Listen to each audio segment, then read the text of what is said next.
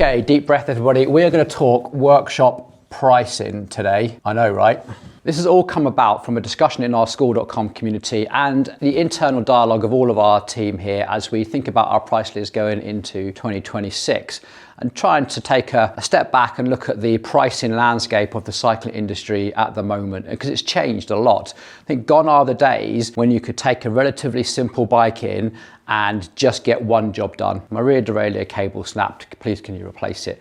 That's so hard these days. Everything is so integrated that it's a much bigger job. And as a result, people are coming for their bicycle services less frequently, but they're more expensive. And I see that the entire industry has somewhat evolved and moved on. So the first thing we want to talk about is, well, we're going to talk about 4 models of pricing. And the first one is menu based. Now, you must have seen this before, just like a restaurant menu. You'll probably see it up on the wall of a bike shop or in their website, and it'll have something like bottom bracket, £15, replace headset, £20, replace derailleur cable, £10. That's the sort of thing. And you would, as a customer, be able to look at it and say, well, that's £10 for that job. I'm going to take my bike in and get that job done. Problem is that nowadays that's very difficult to do. And if you were bringing your bike in for a service, or you had multiple things to do, or you needed to have multiple things removed in order to actually access the thing you needed doing, how on earth do we actually charge in that scenario? So by the time that the job was finished, the mechanic, for instance, doing a headset these days, you might have removed the bar tape, you might have had to remove a couple of cables, you might have had to do quite a lot of work to get into doing that. The same with trying to get to your Di2 junction box or check a motor connection on your e-bike or whatever. It's really difficult these days to just give a price for one thing because lots of other things need to happen in order to access it. So I always thought this was good for the customer, and it's good for the customer because you get to see a very clear price for the job that you're going to do, and you've got a point that you can argue against. So if there's things on the bill that you didn't agree to, you can very easily pick them out and say, well, I didn't agree to that, I don't want to pay for it. It's really awkward as a shop to say, well, I had to do that job to get to that. But when it's written down on a menu, it becomes quite an interesting dialogue, shall we say. We moved on from this because it's actually really bad for shops. It was too complex. It generated too many arguments and ultimately led to a pretty poor experience, as we were really aware of the problems that we might face at the till and therefore drew back and tried to avoid them. After that, the dreaded hourly rate. Now, the hourly rate is really difficult for anyone that isn't self-employed to comprehend. I remember having a fairly heated discussion with the manager of a supermarket who, well, I manage a shop that turns over millions of pounds and I look after hundreds of staff and I don't earn £60 an hour. You know, is that if you've always been on a wage, it's fairly difficult to comprehend why someone you might see in a lesser career is charging more per hour than you earn. The problem is that you need to be sort of in self-employed land or have some experience of that to understand that 20% of that labour cost goes straight to the government in VAT. The other part of that, yes, pays a mechanic's wage, and the bit in the middle, the profit, has to go in towards, well, rent, rates, heating, electric, chemicals for cleaning, marketing, all of that sort of stuff, which as an employee, of course, you don't have to worry about. But it makes it very difficult to benchmark your hourly rate against someone else's hourly rate.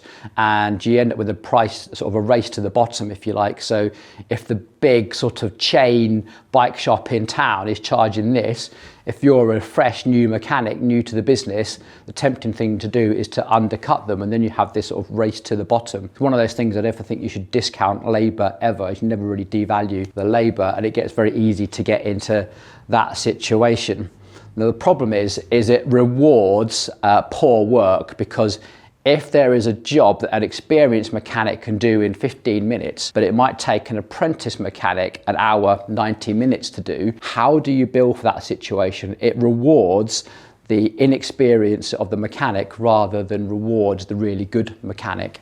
So I think this is pretty bad for customer and bad for shop. The problem is that you can't just eliminate it, you can't get rid of it, because there's always going to be that job which is just too awkward to price for. It's going to be some sort of vintage restoration or some sort of cracked carbon type thing where we need other third parties to all work together to get to the outcome that we want. There's always going to be a situation that doesn't fall into a nice category anywhere. So I still think it is pretty important. Okay, next up, the tick list. So the tick list is probably what we see most commonly now, and it will normally come in a tiers of service. You'll have a bronze, silver, gold, a level 1, 2, 3, a red, blue, black, whatever it is. It's normally a good, better, best servicing, and attached to that servicing there will be a list of things that they promise to complete in that service package. So for instance, the £60 service, or the bottom of the range, or whatever that might be, the tier 1 might be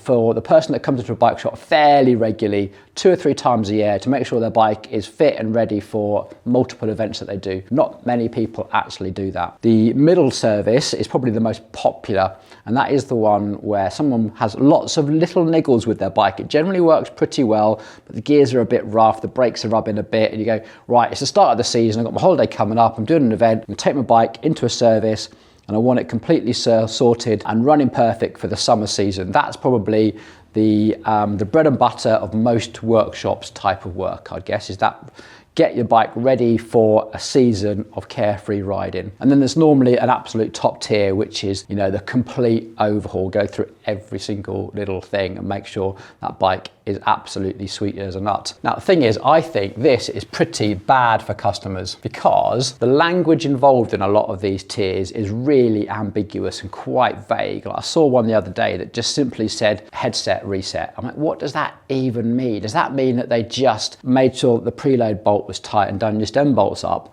Or do they actually take everything apart, you know, clean everything, grease it, put it back as it should, check the function? There's so much language involved in these that if you're not a bike mechanic and you're not willing to question what it actually is, the language is too ambiguous. And it's really hard to compare one shop's tick list to another shop's tick list because the service can be really vague. Things like bolt torque check. You don't necessarily need a bolt torque check, and actually sometimes having a bolt torque check is actually a bad thing because it encourages the gradual over tightening of bolts. So I just don't like it. And the other thing is that it incentivizes a mechanic to run through the checklist as quickly as they possibly can, not really necessarily paying attention to the condition of a thread or the condition of a bearing, or even like was something actually in alignment or was something actually in tolerance, and actually fixing core issues of all the things that were causing the rub or the noise or the click. So I think it's actually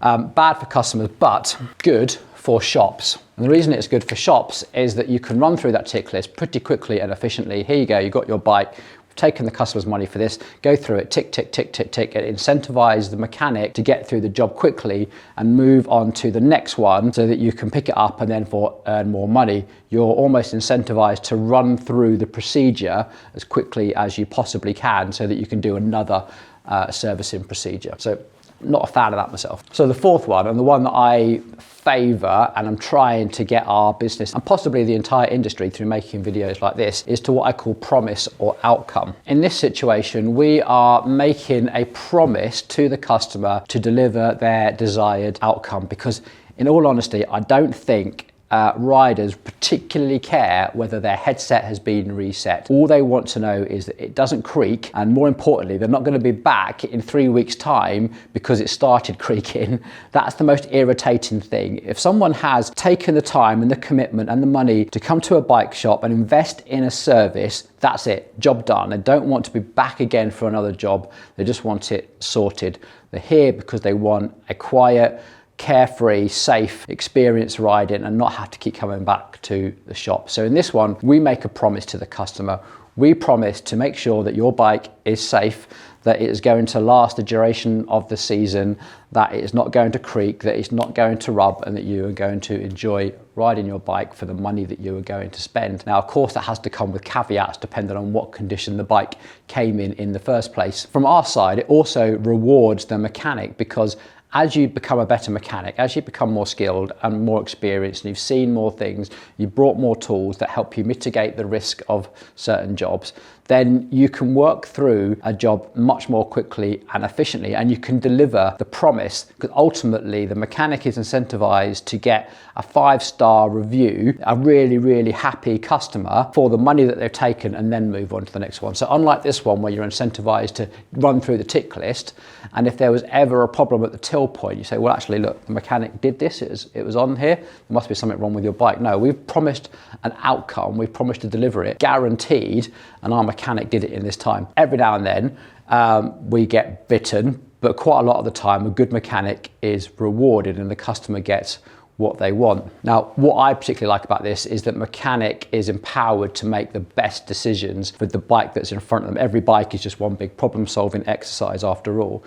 This way, the mechanic can use their judgment, their skills, their experience to assess the bike and say, do you know what, those wheels are virtually brand new, they need 30 seconds of my time. This is a problem, I'm going to spend most of my time fixing this. They don't have to worry about the tick list, they just know that they have to deliver the really good quality product at the end. So I think this is good for customers and good for shops. It rewards shops. It means that if you do a good job, you can get on to the next job knowing that you've still made that customer happy enough to go and leave a 5-star review. That has to be the ultimate outcome.